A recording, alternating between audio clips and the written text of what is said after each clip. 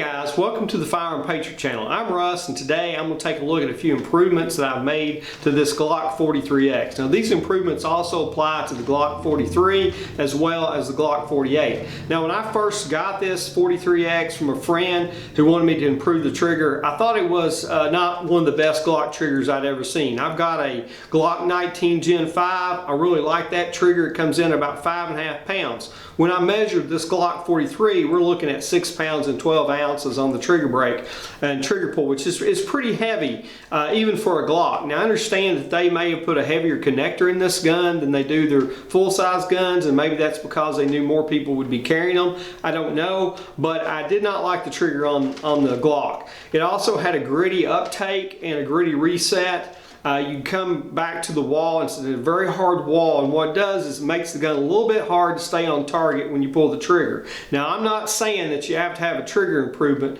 to shoot good at self-defense distances, and this Glock stock trigger is more than adequate to take care of self-defense situations. So this is just, if you want to do it, I personally prefer to have the best trigger I can on a carry gun, which is safe. And I think these modifications are safe. If they weren't, I certainly wouldn't do them. And I don't think they compromise the pistol in any way from a safety standpoint. So let's go over here to the table and take a little bit closer look at the modifications that I've made to the trigger on this Glock 43X.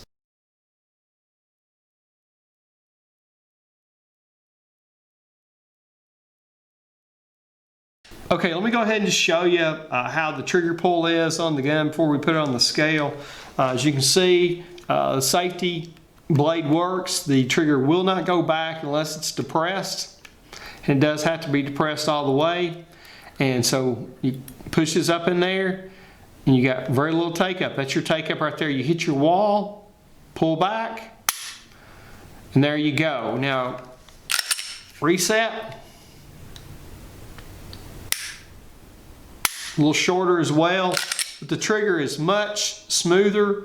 The take up and everything is just, all of it's so much smoother than what it was with the stock trigger. So combined, this is going to cost you about $100 to do all this. Again, that's a lot of money. You may not feel the need to do it, but I will say this, it does help you on accuracy, particularly with longer shots. You know, there's not as much likelihood that you're going to pull the trigger one way or the other. Let's go ahead and get a reading on the trigger here.